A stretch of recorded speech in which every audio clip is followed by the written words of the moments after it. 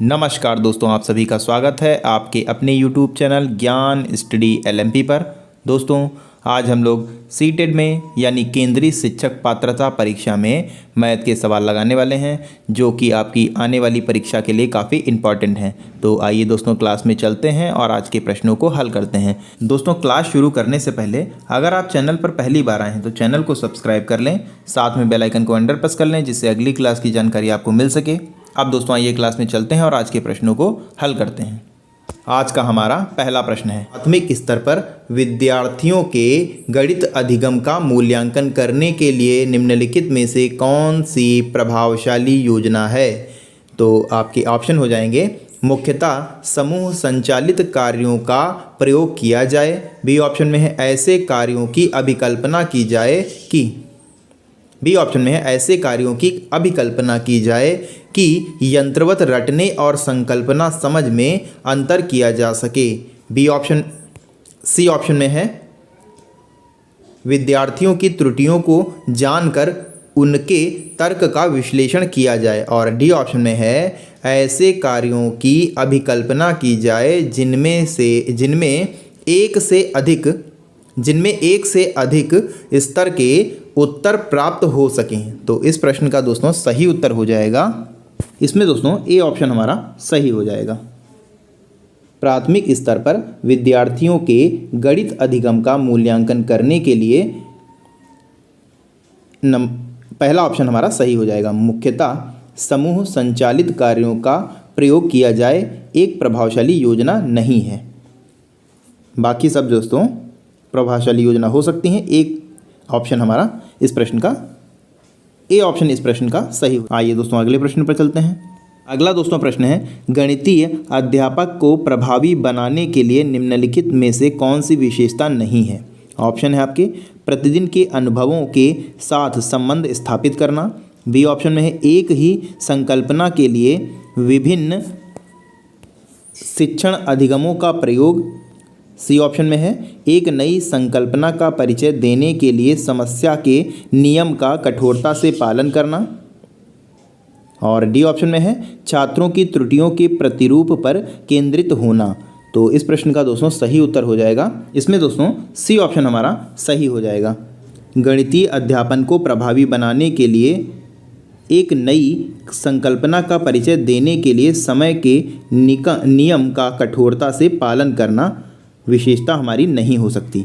तो इस प्रश्न का सी ऑप्शन सही हो जाता है। आइए दोस्तों अगले प्रश्न पर चलते हैं। अगला दोस्तों प्रश्न है, एक स्कूल में आधे छात्र बैडमिंटन खेलते हैं, 1/4 भाग वॉलीबॉल खेलते हैं, 1/8 टेनिस खेलते हैं, 1/16 भाग शतरंज खेलते हैं और बाकी तैराकी के लिए जाते हैं। यदि वॉलीबॉल खेलने वाले छात्रों की संख्या 160 है तो कितने छात्र शतरंज खेलते हैं। दोस्तों यहाँ पर अगर कुल छात्रों की संख्या हम x मान लें तो वॉलीबॉल खेलने वाले छात्रों की संख्या हो जाएगी x/4 और वॉलीबॉल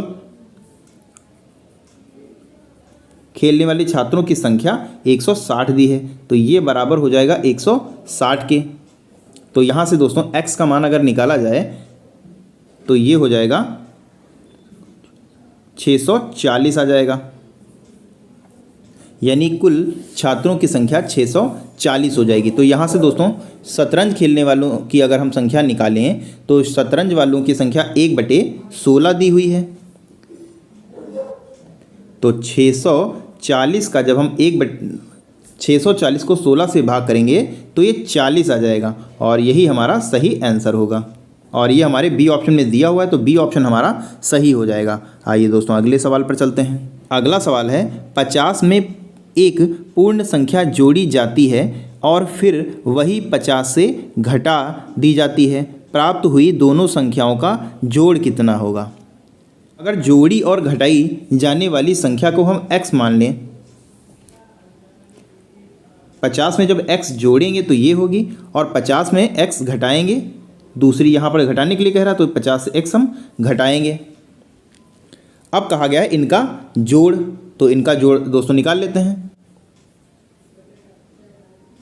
यहाँ x कट जाएगा, ये 100 आ जाएगा और यही हमारा आंसर हो जाएगा। ए ऑप्शन में दे रखा है 100, ए ऑप्शन सही हो जाता है। आइए दोस्तों अगले सवाल लगाते हैं। अगला दोस्तों प्रश्न है, एक बीकर में, यहाँ पर दोस्तों थोड़ा गलत टाइप हो गया है। एक बीकर में 3/7 भाग में पानी है। बीकर को ऊपर तक पानी में से भरने के लिए 60 लीटर पानी की आवश्यकता है। बीकर की धारिता क्या होगी? पहले दोस्तों कहा गया है बीकर में 3/7 भाग पानी है।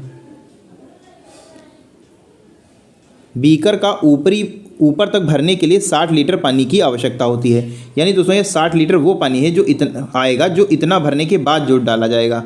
तो अगर हम 1 से 3/7 को घटा दें, यहाँ से हम 7 एलसीएम लेंगे, यहाँ पर 7 हो जाएगा और यहाँ पर तो 3 है ही है। तो ये दोस्तों हमारा 4/7 आ जाएगा। ये 4/7 दोस्तों हमारा वो भाग है जो पानी भरना है, जिसकी मात्रा 60 लीटर हमें दे रखी है। 4/7 बराबर है 60 लीटर के। तो यहाँ से दोस्तों अगर 1 की मात्रा निकाली जाए तो 60 × 7/4 ये हो जाएगा। तो ये यहाँ से कट जाएगा, 4 × 4 देगा 4 पंचे 20 और 15 की 7 से गुणा करेंगे तो ये आ जाएगा 15 सत्ती 105 आ जाएगा। 105 दोस्तों हमारे किसी भी ऑप्शन में नहीं दे रखा है, इसका 105 आएगा, क्योंकि दोस्तों टाइपिंग थोड़ा यहाँ पर मिस्टेक हो गई। यहाँ पर 16 लीटर था, 60 की जगह पर 16 लीटर आएगा। 60 की जगह पर 16 लीटर पानी भरा हुआ था। ये सवाल टाइप होने में थोड़ी सी गलती हुई है। अगर 16 से हम करके निकाल दें, 4/7 बराबर अगर 16 की होगा तो इसमें से 1 लीटर पानी की अगर हम 1 की निकालें अगर यहाँ पर, तो 7 4 यहाँ जाएगा, 7 से इसकी गुणा हो जाएगी और ये 4 बार में कट जाएगा, 7 चौक 28 आ जाएगा और 28 हमारे ए ऑप्शन में दे रखा है। तो अगर यहाँ पर 16 लीटर अगर यहाँ पर पानी मान लिया जाए तो ए ऑप्शन हमारा सही हो जाएगा। और अगर 60 लीटर से करें तो 105 आता है।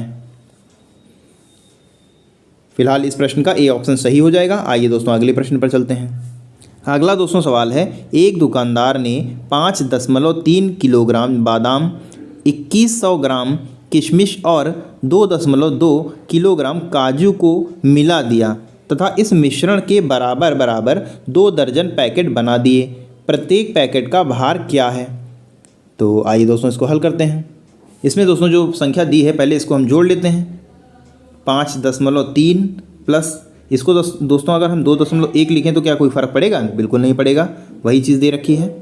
प्लस 2.2, तो इसको दोस्तों जब जोड़ेंगे तो ये हो जाएगा 2 3 और 3 6 और 5 4 9 9.6 हो जाएगा। इसको दोस्तों अगर हम किलोग्राम में अगर हम इसको बना लें तो ये 9600 ग्राम आ जाएगा। अब इसके 2 दर्जन पैकेट बनाने हैं, तो इसको 2 दर्जन पैकेट बनाने हैं और 1 दर्जन में 12 होते हैं, इससे दोस्तों गुणा कर दिया जाएगा। तो इसको अब जब दोस्तों आप हल करेंगे तो ये आ जाएगा 400 ग्राम आ जाएगा। तो हर पैकेट में 400 ग्राम ये काजू किशमिश और ये जो तीसरे दिए हुए हैं, और 400 हमारे सी ऑप्शन में दे रखा है, सी ऑप्शन हमारा सही हो जाएगा। आइए दोस्तों अगले सवाल पर चलते हैं। अगला सवाल है, आशा घर के खर्च में से कुछ रकम बचाकर एक मोबाइल फ़ोन खरीदना चाहती है। प्रत्येक सप्ताह वह सोमवार को 50 रुपये, बुधवार को 100 रुपये और शुक्रवार को 80 रुपये बचाती है तथा रविवार को उसमें से 60 रुपये खर्च कर देती है। उसे 5950 का मोबाइल खरीदने के लिए कितने सप्ताह बचत करनी होगी? तो आशा एक हफ्ते में कितने रुपए बचाती है? 50 प्लस 100 प्लस 80 और उसमें से 60 रुपये खर्च कर देती है। ये दोस्तों उसके एक हफ्ते की बचत है। तो यहाँ से इसको कैलकुलेशन करेंगे तो ये 170 आ जाएगा। 170 रुपये वो एक हफ्ते में बचाती है। और कहा गया है 5950 रुपये का मोबाइल ख़रीदने के लिए अब उसे कितने सप्ताह लगेंगे? तो इसको हम 170 से भाग कर देंगे, 0 से 0 गया और ये 35 बार में पूरा डिवाइड हो जाएगा। आप इसको हल करके देख लीजिएगा। और 35 हमारे सी ऑप्शन में दे रखा है, सी ऑप्शन हमारा सही हो जाएगा। आइए दोस्तों अगला सवाल लगाते हैं। अगला दोस्तों सवाल है, मैं कौन सी संख्या हूँ? मैं 2 अंकों की सम संख्या हूँ और मैं 3, 4, 6 का सार्वगुणज हूँ। मेरे कुल 9 गुणनखंड हैं। इसमें दोस्तों अगर हम 3, 4 और 6 का एलसीएम निकालें तो ये दोस्तों 12 आ जाएगा। ये आप दोस्तों निकाल के देख लीजिएगा। और अब दोस्तों हम जो 3, 4 और 6 का सार्वगुणज की बात जो विकल्पों में हमारे दिए हुए हैं, इसमें आप 36, 48, 24 और 56 के आप गुणज 24, 48, 36 के तो गुणज होते हैं और 56 के सार्वगुणज आप नहीं बना सकते। 36, 48 और 24 के गुणनखंड करने पर दोस्तों इसके आप गुणनखंड जब करके देखिएगा, जिसमें 9 आ जाए वो सही हो जाएगा। 36 के आप दोस्तों करके देख लीजिएगा, ये ऑप्शन आपका सही हो जाएगा। आइए दोस्तों अगला सवाल लगाते हैं। अगला है, एक वर्ग की भुजा 10 सेंटीमीटर है। यदि वर्ग की भुजा दोगुनी कर दी जाए तो नया परिमाप कितने गुना हो जाएगा? 2 गुना, समान रहेगा, 4 गुना, 3 गुना। तो आइए दोस्तों इसको हल करते हैं। यहाँ पर दोस्तों वर्ग की भुजा 10 सेंटीमीटर दी हुई है। अगर यहाँ से दोस्तों हम परिमाप निकालें तो 4 गुणे भुजा होता है इसका परिमाप, यानी परिमाप इसका हो जाएगा 40 हो जाएगा। भुजा दोगुनी करने पर, भुजा दोस्तों अगर दोगुनी की जाए तो इसका परिमाप भी 2 गुना हो जाएगा, तो इसको 2 से गुणा कर देंगे तो यहाँ पर 80 हो जाएगा। तो यहाँ से दोस्तों भुजा 2 गुनी करने पर परिमाप भी 2 गुना हो जाएगा, तो ए ऑप्शन हमारा सही हो जाएगा। आइए दोस्तों अगले सवाल पर चलते हैं। अगला सवाल है, 72 गुणे 28 बराबर 36 गुणे 4 गुणे रिक्त स्थान है। अब आपको रिक्त स्थान पर क्या आएगा आपको बताना है। यहाँ पर अगर दोस्तों हम x मान लें तो x बराबर यहाँ से हो जाएगा 72 गुणे 28 बटे 36 गुणे 4। 36 दूना 72 होता है और 4 सत्ते 28 होता है, तो 7 दूनी 14 आ जाएगा। 14 7 का गुणज है, एक सम संख्या है और 56 का गुणनखंड भी है। तो यहाँ पर दोस्तों 7 का गुणज ये हमारा सही हो जाएगा, एक सम संख्या है और 56 का गुणनखंड है, तो ए ऑप्शन दोस्तों हमारा सही हो जाएगा। आइए दोस्तों अगला सवाल लगाते हैं। अगला दोस्तों सवाल है, वॉन हेले के, ये दोस्तों गणित पैडागोजी से सवाल आ गया है। वॉन हेले के स्तर जिस विकास की अवस्था का संकेत करते हैं वह है भिन्न, संख्या का संकल्पना, स्थानीय मान, ज्यामितीय चिंतन। तो इस प्रश्न का दोस्तों सही उत्तर हो जाएगा, इसमें दोस्तों ज्यामितीय चिंतन हमारा सही हो जाएगा। वॉन हेले के स्तर ज्यामितीय चिंतन के विकास की अवस्था का संकेत करते हैं, तो डी ऑप्शन दोस्तों हमारा सही हो जाएगा। आइए दोस्तों अगले प्रश्न पर चलते हैं।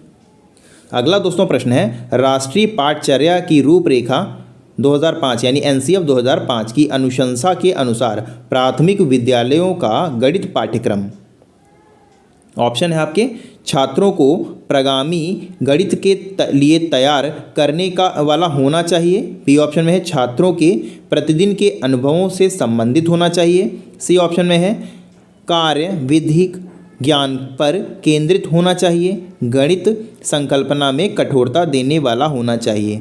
तो इस प्रश्न का दोस्तों सही उत्तर हो जाएगा, इसमें दोस्तों बी ऑप्शन हमारा सही हो जाएगा, छात्रों के प्रतिदिन के अनुभवों से संबंधित होना चाहिए। राष्ट्रीय पाठचर्या की रूपरेखा यानी एनसीएफ 2005 की अनुशंसा के अनुसार प्राथमिक विद्यालयों का गणित पाठ्यक्रम छात्रों के प्रतिदिन के अनुभवों से संबंधित होना चाहिए। तो बी ऑप्शन दोस्तों हमारा सही हो जाएगा। तो दोस्तों आज के लिए बस इतना ही। कैसी लगी आज की क्लास कमेंट करके ज़रूर बताएं। और दोस्तों अगर आज की क्लास आपको अच्छी लगी हो तो लाइक करें। और दोस्तों अगर अभी तक आपने चैनल को सब्सक्राइब नहीं किया है तो चैनल को सब्सक्राइब कर लें, साथ में बेल आइकन को अंडर प्रेस कर लें जिससे अगली क्लास की जानकारी मिल सके। मिलते हैं अगली क्लास में, तब तक के लिए नमस्कार, जय हिंद, जय भारत।